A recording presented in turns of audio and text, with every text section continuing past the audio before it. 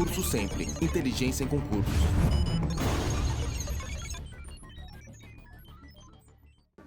Pessoal, a gente vai pular alguns exercícios na apostila de vocês, daí dessas perguntas vocês me fazem depois, que a gente, professor, qual é o gabarito? Eu respondo depois, eu tenho aqui o gabarito e tal, porque não vai dar tempo, a gente tem 3 mais 3 períodos de meia hora, só essa aulinha. Beleza? Vamos lá, Renato. Pronto? Bom dia, alunos. Então, voltando ao nosso módulo de interpretação de texto, nós vamos trabalhar agora com as questões de nível implícito. Então, quando eu falo de nível implícito, eu falo daquilo que é o dito pelo não dito, ou daquilo que está, daquela informação que está camuflada no texto, que está entregue de forma sutil. Quando, por exemplo, eu pergunto, né, você tem horas? Provavelmente a sua resposta vai ser o quê? Vai olhar no relógio lá e falar, são 10h10. Só que se for parar a pensar, eu não perguntei que horas são. Eu falei, você tem horas? Uma resposta que não compreendesse, né, o conteúdo de nível implícito, diria, tenho. Tá bom, muito obrigado, tchau. E ficaria por assim.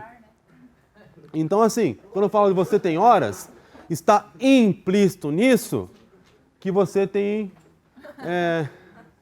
está implícito nisso que você, né, vai cooperar comigo para entender essa informação. Isso aí tem muito a ver também com o princípio da cooperação entre os falantes.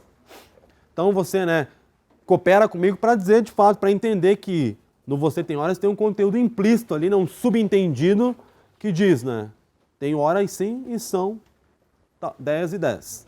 Ou são a hora que for. Entendeu? Então isso assim funciona os conteúdos de nível implícito. Às vezes naquilo que foi dito no texto me leva a concluir algo, me leva a inferir algo. Um tópico bem interessante em relação à questão dos conteúdos implícitos tem a ver com a rede de pressupostos. Rede de pressupostos. Para isso eu queria parar um minutinho aqui. Nossa tecnologia aqui. Acender a luz aqui. Pensa na seguinte frase lá, pessoal. Rede de pressupostos.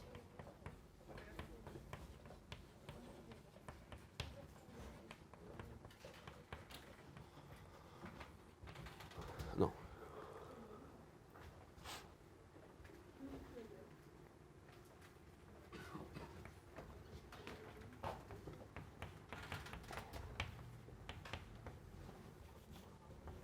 Minha esposa gastou 100 mil reais no shopping. Professor, ficou tão bonito agora, né? Quando a gente fala de pressupostos, pessoal, a gente fala então de suposições antecipadas que são inquestionáveis e que são veiculadas, que é a sentença que o enunciado carrega. Então, pressupostos são suposições antecipadas que me garante que aquela afirmação, que aquele enunciado tenha um valor de verdade, que é diferente de ser verdadeiro ou não, tenha valor de verdade e esse pressuposto ele é inquestionável. Então, quando eu falo minha esposa gastou 100 mil reais, eu tenho um pressuposto nisso. Qual que é o pressuposto? Que você é bonitão, professor, que ganha 100 mil reais por mês. Tem um pressuposto. Algo que é inquestionável nessa questão, nesse enunciado. Sou casado, exatamente. Então, ó, que pena, professor, sua esposa gasta 100 mil. Pressuposto, sou casado. Opa, quer ver, ó? Vou mudar a frase. Minha esposa não gastou 100 mil reais no shopping. Continuo sendo casado? Vou mudar a frase. Minha esposa gastou 100 mil reais no shopping? Continuo casado? Continuo casado, né? Então, nesse caso aqui, ó, pessoal, o pressuposto sou casado é inquestionável, justamente pelo fato de ser um pressuposto. Professor, tem outro pressuposto aí, o quê? O senhor é rico? Não, esse pressuposto não vale. Por quê? Primeiro, porque se eu coloco, minha esposa gastou 100 mil reais, faço uma pergunta, minha esposa gastou 100 mil reais? Isso, já, o fato de eu ser rico já me garante? Ele está garantido? Eu tenho uma dúvida em relação a ele. Se eu falo, minha esposa não gastou 100 mil reais, continuo sendo rico? Não. Que pena, professor. Opa! E além disso também, pela própria informação do enunciado aqui, eu consigo anular essa questão de ser rico. Pode ser que 100 mil reais, por exemplo, seja ela tenha comprado lá na ponto de visão, tenha feito em 1 milhão de vezes de R$1, 1 milhão de vezes de 10 centavos, 1 milhão de vezes, enfim. Tem várias possibilidades. Pode ser que ela tenha dado um cheque sem fundo, pode ser que ela tenha roubado, né? Pode ser que ela tenha ganhado uma herança e torrado a herança no shopping. Então nada garante que eu seja rico. Mas independente de qual seja o caso, há garantia de que sou casado. Opa, quer ver? Isso aqui acontece, pessoal. Então você vê que não está dito nesse enunciado. Mas ainda assim, eu depreendo, eu infiro essa informação. Então, por isso que o professor fala que o conteúdo implícito é o dito pelo não dito. Então, aquilo, né, que não está dito no texto, mas que eu consigo entender. Entendeu? Como o caso das horas, como o caso desse. Ou como o caso de alguns verbos sempre carregam pressuposto. O caso de deixar de. Fulano parou de beber, ou deixou de beber. Significa que ele? Significa que ele bebia, o pressuposto. Não bebe mais, mas ele bebia. Estou dizendo que ele bebia? Não, significa que ele deixou de beber. Mas nesse caso está pressuposto que ele bebia. Então quando a gente fala de conteúdo implícito, a gente está falando daquilo que é o dito pelo não dito, aquilo que está camuflado no texto lá. E nesse caso aqui, pessoal, é mais complicado, a gente tem que ter um pouquinho mais de cuidado, tem que abrir um pouco mais a nossa guarda lá, para conseguir, né, pescar de fato, né, em qual informação do texto está me garantindo isso. Então, quando eu falo de questão de nível implícito, eu costumo dizer que, principalmente quando você fala de questões de nível, questões de múltipla escolha, tipo ABCD ou ABCD, você pode trabalhar com exclusão. Então, sempre trabalha com exclusão. Tipo, as que estão erradas, vai tirando as que estão erradas, não procurar certo, entendeu? Você procura as que estão erradas para excluí-las. Assim sempre funciona melhor. E tem um caso, a gente vai ver no texto agora, que vai mostrar bem como funciona a questão de nível implícito, como ela é cobrada em exercícios. E além disso, ainda assim, mesmo não estando evidentemente dito no texto, ou mesmo não estando dito de forma explícita no texto, ainda assim eu consigo trabalhar com o recurso da ancoragem. Essa questãozinha aqui que tem na apostila de vocês também é muito boa, questão muito boa. E quando eu falo de nível implícito, pessoal, normalmente eu tenho que ir lá num pentelinho do texto para achar a informação que vai me garantir que está certo ou está errado. É o caso desse texto aqui. Olha lá, se você for perceber, CESP, né? Controladoria Geral do Estado, cargo de auditor, né? Não ganha mal. Talvez o distinto leitor ou a irresistível leitora sejam naturais, caso em que me apresse a esclarecer que nada tenho contra os naturais. Antes, pelo contrário. Eu sei o que é natural? Até agora? Não. Ah, professor, deve ser aqueles caras que vivem pelados. Tomara que não. Vamos ver lá. Na verdade, alguns dos meus melhores amigos são naturais. Ixi, tomara que não mesmo. Eu sei o que é natural? Não. Tomara que não sejam os caras que vivem pelados, porque, né, tem a amizade ali e tal. Como, por exemplo, o festejadíssimo. Ixi, professor, festejadíssimo deve ser natural, deve ser o cara que vive pelado. Como, por exemplo, o festejadíssimo cineasta Patrício Geraldo Sarno, que é baiano e natural. Ah, professor, é pelado, certeza, é baiano ali, é pelado. Pois neste mundo as combinações mais loucas são possíveis. Certeza, professor, que é natural os caras que vivem pelado. Eu sei do que é natural? Sei? Natural em que sentido? Ainda não sei. Não é pelado, o professor está brincando, tá? Certa feita, eu estava a trabalhar em sua ilustre companhia quando ele me convidou para almoçar. Os cineastas, tradicionalmente, têm bastante mais dinheiro do que os escritores. Deve ser porque se queixam muito melhor. Ainda já sei o que é natural? Ainda não sei. Não sei. O que você tinha achado que era natural ali? Bom, olha, ela está dizendo que o natural aqui está sendo o fato de ser baiano, naturalidade, o jeito dele. Vamos ver se é mesmo? Aceito o convite, vamos continuar na história lá. Ele me leva a um restaurante que, apesar de simpático, me pareceu um pouco estranho. Por que a maior parte das pessoas comia com ar religioso e contrito? Que prato seria aquele que, olhos revirados para cima, mastigação estoica e expressão de quem cumpria um dever penosíssimo, um casal comia entre goles de uma substância esverdeada e viscosa que lentamente se decantava? Para grande prejuízo de sua já emética remediada, a emética aparência tem a ver com a aparência de remédio. Para grande prejuízo de sua já emética aparência, numa jarra suspeitosa, logo fui esclarecido quando meu companheiro e anfitrião, os olhos cintilantes e arregalados, me anunciou: surpresa, vais comer um almoço natural. Então, se é natural nesse caso tem a ver com o quê? ser vegetariano com a alimentação natural. Viu? Nossas conclusões não se confirmaram. Mas é legal que a gente já vai, né, tendo algumas conclusões. Putz, o que será que é esse natural? Esse incômodo tem que existir em você. Você já pode dizer, natural pode ser o fato do cara viver pelado? Pode ser. Pode ser o cara de ser natural no seu jeito de vestir, no seu jeito de ser, né, natural. Ou pode ser o cara natural que vive nas matas, tal. Tem alguma coisa de natural que tem que entender ali. Opa, pessoal, aqui vale a pena fazer uma pontuação. Estamos diante de um texto literário. Quando eu falo de texto literário, meu caro, tome cuidado. Por quê? O texto literário, primeiro dele, é polissêmico por essência. Ou seja, as palavras assumem sentido simbólico, né? E às vezes uma mesma palavra permite as diversas interpretações. E ela permite as diversas interpretações para que, né, o texto se enriqueça na expressão do prazer, né, que tem tudo a ver com a questão do ser literário. E o texto literário, ele não... As informações, de fato, ele deixa muitas lacunas nas informações. Para quê? Para que o leitor preencha essas informações. Para que o leitor participe, né, na experiência literária. Ele faz parte do próprio objetivo, da própria essência do ser literário, ser vazio, digamos assim, de informações para que o leitor vá preenchendo e participando da história.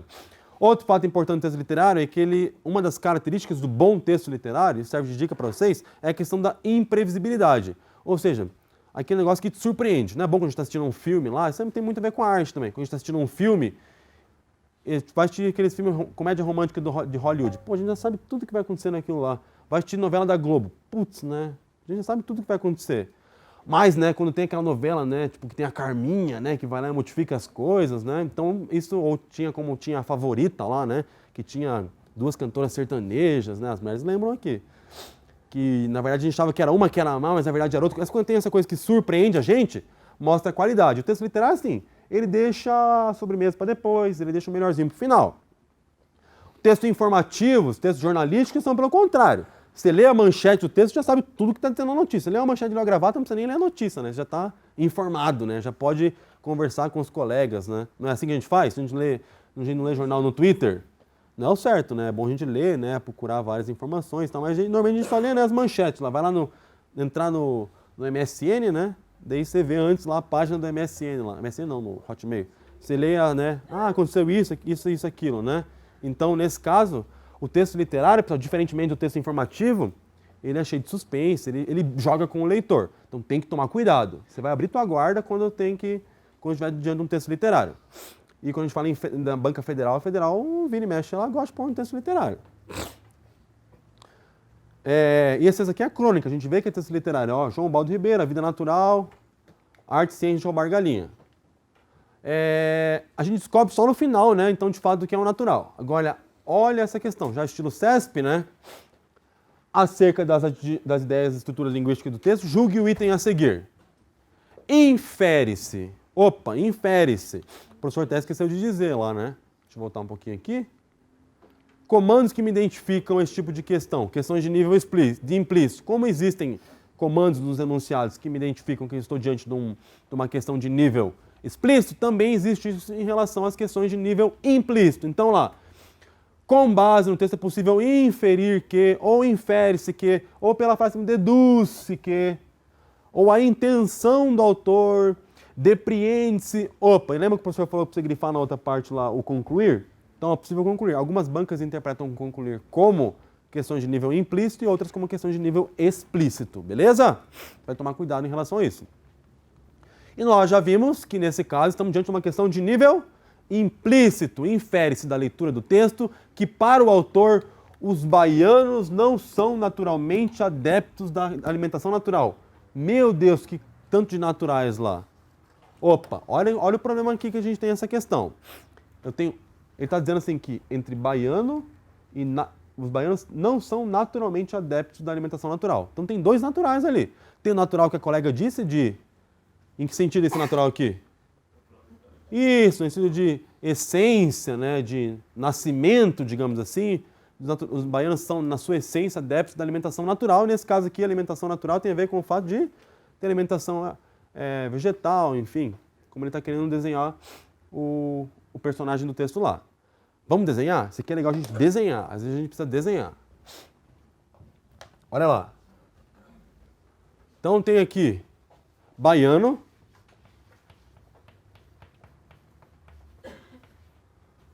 e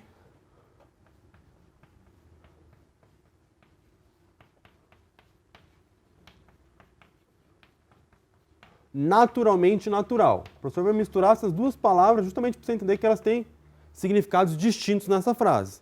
Então, ele está perguntando se há uma relação entre baianos e naturalmente naturais.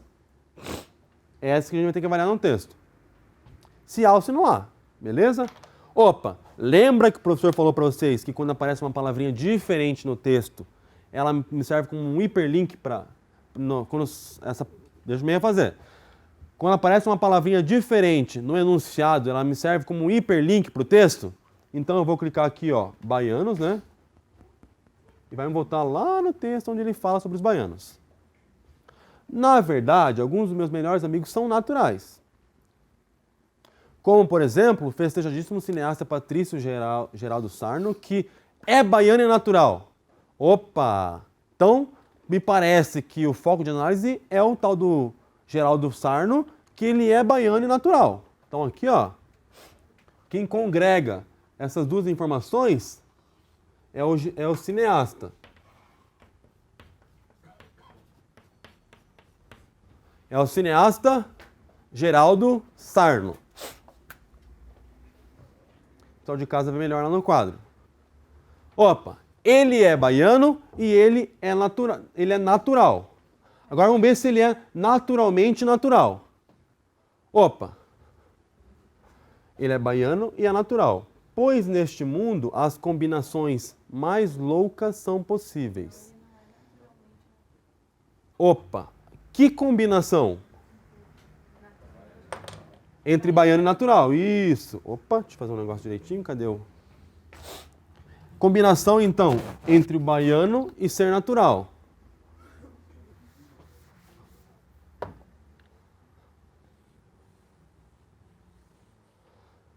Essa combinação aqui é o quê?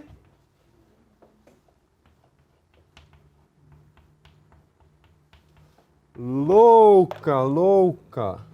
Opa. Essa combinação ali, o texto está dizendo que é louca. Opa. Louca de retardada, de que não bate bem na cabeça, o que que é? Louca em que sentido? Louca de, que eu tenho, incomum, né? Então, louca. Incomum. Rara, né? Ou não natural.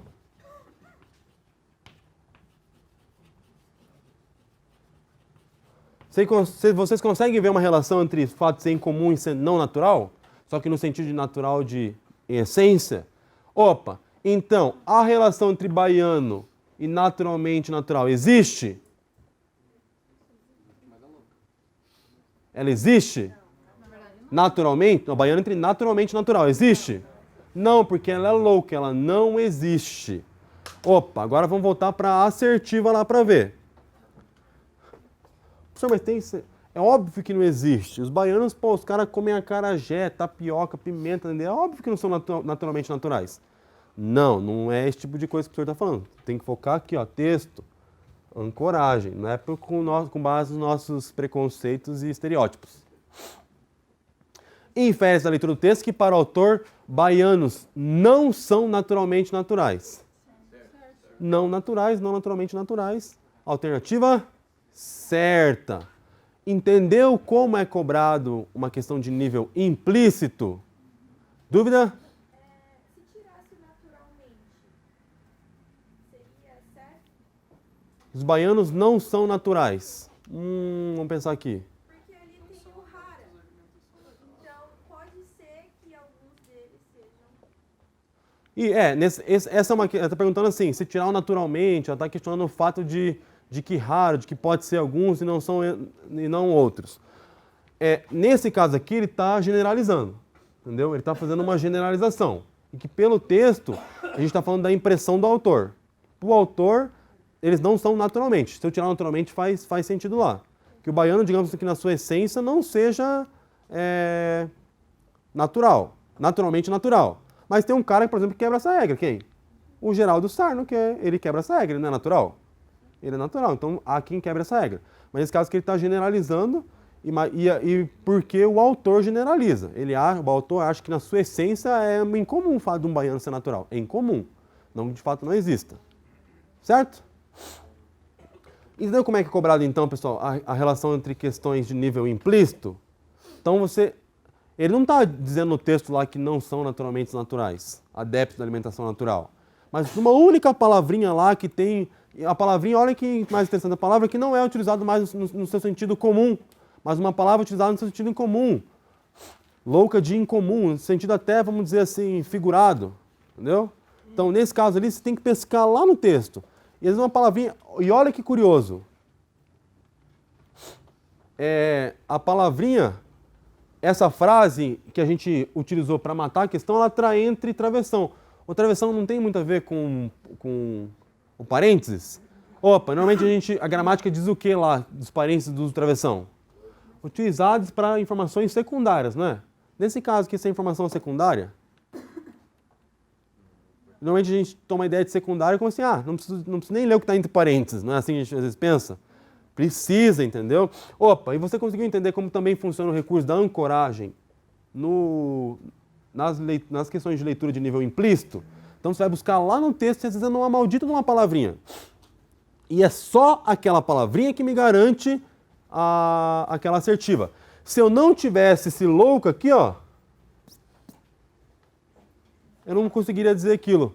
Não conseguiria afirmar ou negar aquela assertiva. Já disse, pois neste mundo as combinações são possíveis.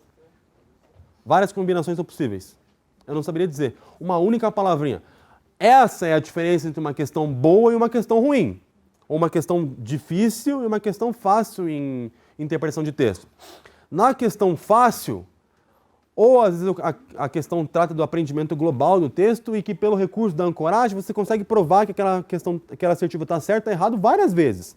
Várias vezes no texto você encontra essa mesma informação. Agora, questões difíceis é num pentelinho do texto lá que você tem que caçar, né? E espremer lá para que saia a resposta da questão. Entendeu? Então, essa é a diferença entre uma questão difícil e uma questão fácil em interpretação de texto. Questão difícil. Você tem que procurar mais. A leitura do texto, a interpretação de texto, nesse sentido, é um trabalho meio arqueológico. Você tem que, passar a vassourinha ali e tentar encontrar os meandros do texto, entender dissecando o texto para encontrar, de fato, onde você pode afirmar ou negar tal informação. A gente pode até fazer a última lá. O adjetivo estoica contraria em termos semânticos o ar religioso e contrito das pessoas no restaurante. Credo, o que é estoica? O que é contrito? Ué, aqui você está pedindo. Se na hora você não sabe, o que você faz? Chuta. É verdade, que no caso 50% de chance. Putz, e você erra. É CESP. Trincou. Daquela questão que você acertou, você fica como errada. Tem outra dica também, né? Disfarçadamente, você pega o celular aqui assim, ó. Já deixa salvo, né? Seja esperto. Já deixa salvo lá no favoritos, né? Sinônimos.com, tal, ou, né, Dício. Digita bem, só vai olhando pro cara assim. Ou pede para ir no banheiro e fia o celular na meia, tal, né? Tem jeito. Outra possibilidade, né, vamos dizer assim, é você analisar o contexto. Eu não sei o que é estoico, eu não sei o que é ar religioso e contrito. Eu quero saber se eles são contrários ou se eles colaboram para o mesmo sentido. Vou achar onde eles estão. Essa parte aqui, ó. Aceita o convite, vamos tentar entender o contexto. Feche seus olhos lá e imagine um texto. Então, aceita o convite, ele me leva a um restaurante que, apesar de simpático, me pareceu estranho. Então, você entra num restaurante simpático e estranho. Esses da Rui Barbosa aqui, por exemplo. Então, você fala simpático e estranho. Tem uma coisa cabulosa lá e que te faz ficar cabreiro. Putz, R$5 o quilo da comida? Fica estranho, né? Por que a maior parte das pessoas comia com ar religioso e contrito? Opa, ar religioso eu sei o que é? Sim, é o quê? Aquele sério, em silêncio, né? Aquele ambiente de respeito, de concentração em algo maior, né? Então começa a desenhar essa cena na tua cabeça, né? Então as pessoas, né, concentradas. Você entra lá, não é aquele bafafá conversação, é aquele pessoa, algo estranho. E contrito. Opa, o ar religioso e contrito, nesse sentido aqui, eu não sei o que é contrito. Colaboram para o mesmo sentido? Sim. Por acaso ia ser um ar religioso e contrito seria uma coisa totalmente é ar religioso, né? As pessoas lá, né, em respeito, mas tem uma bicha louca lá que está se revirando. Não, contrito e ar religioso nesse sentido, se eles colaboram para a criação de uma mesma cena, do mesmo sentido. Então, eles são do mesmo campo semântico, a gente pode dizer, eles têm proximidade de sentido. Que prato seria aquele que, olhos revirados para cima, mastigação estoica? Opa, é um restaurante simpático e estranho, em que as pessoas comem com ar religioso e contrito. Mastigação estoica vai colaborar para o mesmo sentido da cena ou não? Vai ser um ar religioso, né, de silêncio e contrito e tal, né? E tem um cara lá, mastigação estoica, né? Isso aqui, quero comer. Não, né? A mastigação dele vai ser como? Calma, reservada. Eu não sei o que é contrito, eu não sei o que é estoico. Mas eles não colaboram para uma mesma cena? Não colaboram para dizer de uma cena que você vê que ela é coesa, que ela é coerente? Opa, eles são adjetivos próximos nesse sentido. Embora tenham significados muito diferentes, eles não são próximos. Eles são próximos. Então, um vai contrariar o outro? Se eles colaboram para criar a mesma cena, não é nesse caso aqui a intenção do autor criar um elemento ímpar dentro daquela cena, ou criar um elemento que é estranho dentro daquela cena. Não, ele está criando uma cena, está querendo desenhar na cabeça do leitor aquela cena, né? E está dando adjetivos que colaboram para a criação daquela mesma cena. Daí eu posso dizer que contrito é reservado, né, depois sabendo do significado, e que estoico é resignado. Nossa, professor, ajudou muito. Estoico, resignado. Aquele que cede diante de um desejo. Perdão, aquele que não cede diante de um desejo, né? Tipo, nós, né, estamos aqui, né, num frio, né, a gente podia estar dormindo até 10 horas, estamos aqui, né, assistindo aula e dando aula. Então, nós fomos resignados nesse sentido. Então, ó, eu ia marcar isso aqui, ó, contraria? Não, pelo contrário, errado. Eles colaboram para a criação de uma mesma cena. Mesmo sem saber o que era estoico e mesmo sem saber o que era contrito. Viu como eu consegui resolver pelo contexto? Certo e errado. Beleza, pessoal? Conseguiu desenhar mais ou menos o que é questão de nível implícito? Uma dúvida? Vamos adiante? Isso aqui não vai dar para a gente fazer, depois a gente faz. Quero trabalhar um pouquinho com vocês, pessoal, a questão da reescrita de trechos. Reescrita de trechos. Opa, então, né, a federal ela gosta de cobrar em alguns momentos a questão da reescrita de trechos. Então, pega um trecho lá, né, reescreve e quer que você diga se é diferente ou se contraria ou se não contraria. Via de regra, isso eu quero que vocês tenham que prestar atenção aqui para você entender qual que é o propósito do professor. Via de regra, toda alteração já é diferente. Ô, professor, que grande besteira que você está dizendo. É óbvio, né? Não é óbvio, mas tem uma grande questão. Normalmente, o nosso sentimento quando a gente vai ler fazer uma questão de reescrita, a gente acha, putz, está tudo diferente. Não é essa a nossa reação? Porque, de fato, está diferente, entendeu? Está diferente. Toda alteração já é diferente, mesmo que seja alteração de ordem, já é diferente. Na verdade, o que está em jogo nesse caso aqui, não é o fato de ser diferente. Não. São alterações essenciais. Reescrita, alterações essenciais.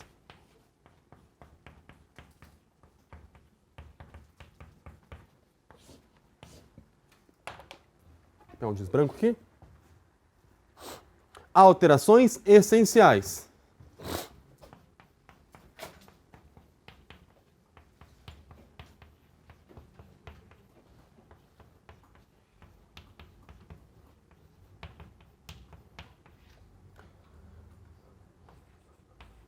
Opa. Alterações essenciais no que, pessoal? Essa aqui é a grande dica que o professor dá para vocês. Nos fatos ou opiniões. Então, o que pode ser alterado são os fatos, mudou o fato, mudou a forma como a coisa ficou, ou as opiniões. Opa, às vezes mudou aquele adjetivo lá, como a gente já viu, né? Você já sabe, já aprendeu a identificar a opinião. Então, você vai saber que às vezes mudou aquele adjetivo, substituiu por um que não tem meio o mesmo sentido, ou pelo contrário, eliminou ou adicionou uma opinião que não tinha ali. Então, quando eu falo de reescrita, toda versão, coloque isso na tua cabeça, toda versão nova, toda nova versão, toda retextualização, toda reescritura é diferente. Mas o que está em jogo não é isso, o que está em jogo são as alterações essenciais nos fatos ou nas opiniões, é para elas que você vai cuidar. Quer ver, ó? Vou puxar aqui.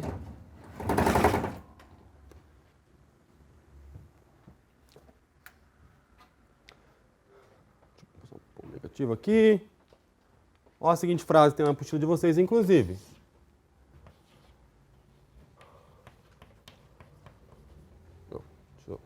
a frase.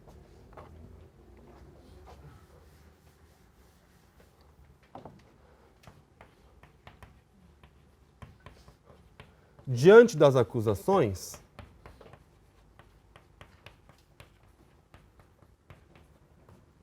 o governador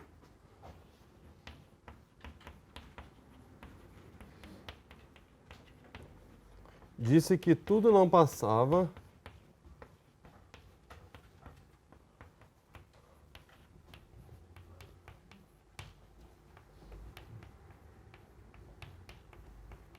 de um tendencioso engano.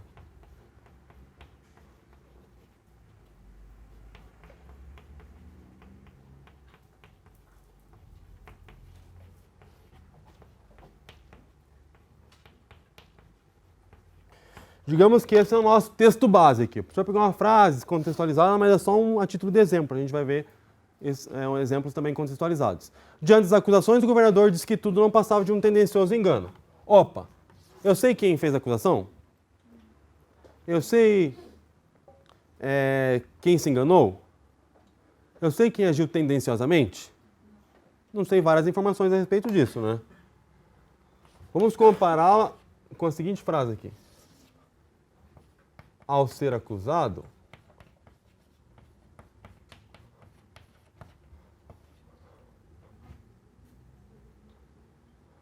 o governador tendenciosamente diz que se enganou. Exatamente diz que se enganou.